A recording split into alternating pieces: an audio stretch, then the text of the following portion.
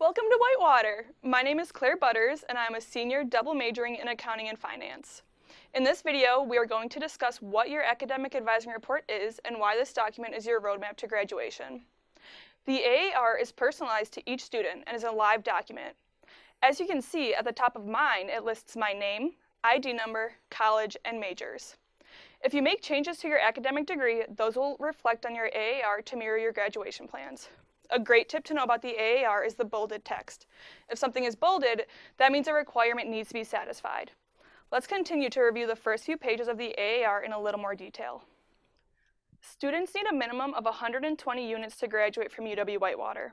This is your running tally of completed units toward graduation.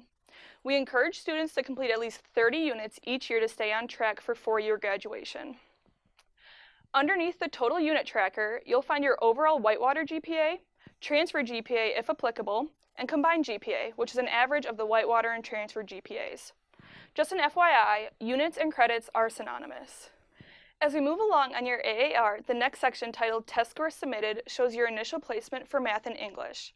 Remember, in most cases, subscores on the ACT or SAT place you into your English class, and the math placement test was used for appropriate math placement.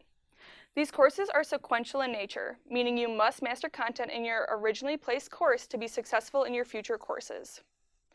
One important note is that if you were placed into a developmental course, which is any level below 100, these units do not count towards the total 120 units for graduation. The next section on your AAR is called Communication and Calculation Skills, and it shows the first set of classes required by the university. Referring to the previous section called Test Scores, you may not have to take some of these courses because you tested out of them, or in other words, were away from them. Generally speaking, most students will take English 101 and 102, Com 110, and Math 139 or 141.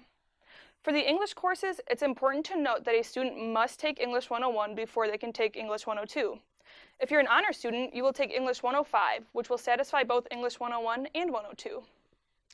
For the math requirement, it is important to remember that your math placement score determines what class you will take.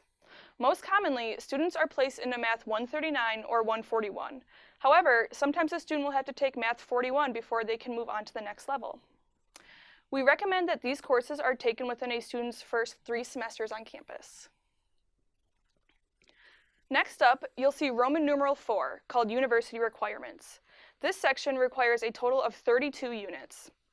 In Section A, Quantitative and Technical Reasoning, you are required to take anywhere from 7 to 11 units. Among those units, you are required to take one 4 to 5 unit lab science. The great thing is, there are many to choose from, so you can find something that interests you. Along with that lab science, you must take another course that is at least 3 units selected from science, math, and computer science courses. The only catch in this section is that your courses must come from 2 different subject areas. One example is if you take Biology 120 as your lab science, you cannot take another class from biology to satisfy this requirement. To complete this section, you can take courses labeled as GL, GM, GN, and GQ. Section B and C consists of your Gen Ed core courses. Students have to complete them all to graduate. Students are advised to complete 1 Gen Ed core per semester. Refer to your Windows to Whitewater book for the description of each course. Just as a heads up, Gen Ed 390 will be taken during or after your junior year or when you hit 60 units, so you don't have to concern yourself with this course now. Next is Section D, Physical Health and Well-Being. PE General 192 is a 1-unit health and wellness class that can be taken online or in the classroom. Be aware that some of the sections are 8 weeks compared to a full semester, but don't worry, no uniform is required. Section E is electives. All students must take 8 to 12 units of electives.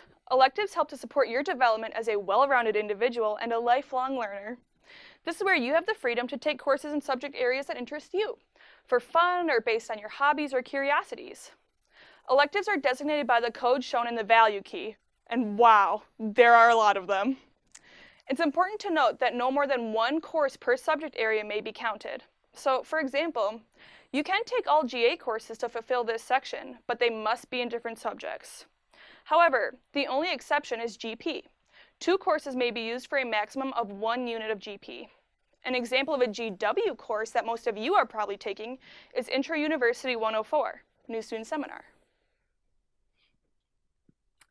The last required general education course is Roman numeral 5, U.S. Racial and Ethnic Diversity. All students are required to take one diversity course. Courses that are designated with a DV code fulfill this category. I really enjoyed my diversity course, Disability and Society, but there are many to choose from. This concludes the general education program. The next section on your AAR lists your specific degree and major requirements. The last page of your AAR contains your course history. This is a summary of all the college courses you've taken with their corresponding grades. As you can see, this is an example of what your course history may currently look like. IP stands for in progress, meaning you are completing the course this semester. This is my course history when I started at Whitewater. It lists my test exam waivers, AP scores earned, and the courses I was enrolled in my first semester. No student's course history will or should look exactly the same. Be sure to use the legend on the last page to understand what each abbreviation on the AAR means. In reviewing the information on the first few pages of your AAR, you are able to have a better understanding of how this document really is your roadmap to graduation.